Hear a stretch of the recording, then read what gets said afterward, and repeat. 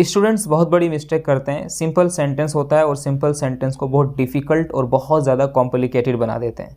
Sentence होता है मुझे किसी ने नहीं देखा, तो सेंटेंस बोलते टाइम इंग्लिश में ट्रांसलेशन करते टाइम स्टूडेंट्स बोल देते हैं कि नो वन डिड सी मी, जबकि गलत होता है। किसी ने मुझे नहीं देखा तो कोई कुछ बोल देते हैं वन डिड नॉट सी मी, जबकि ऐसा गलत होता है। सिंपल सेंटेंस को सिंपल बना के रखेंगे तो बात सिंपल रहेगी और इजी भी रहेगी। अगर कहना हो मुझे किसी ने नहीं देखा तो सिंपल सेंटेंस को इस तरह बोलेंगे नो वन सा मी।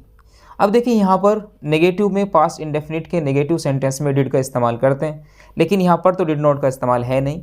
तो कुछ ये एक्सेप्शंस हैं, ये कुछ अपवाद हैं जिनको जानना बहुत ज़्यादा ज़रूरी होती है। अगर कहना हो कि मुझे किसी ने नहीं देखा तो आप बोलेंगे नो वन सा मी, मुझे किसी ने नहीं देखा। और अगर कहना हो कि मैंने किसी को नहीं देखा तो आप बोलेंगे आई सा नॉन, मैंने किसी को नहीं देखा।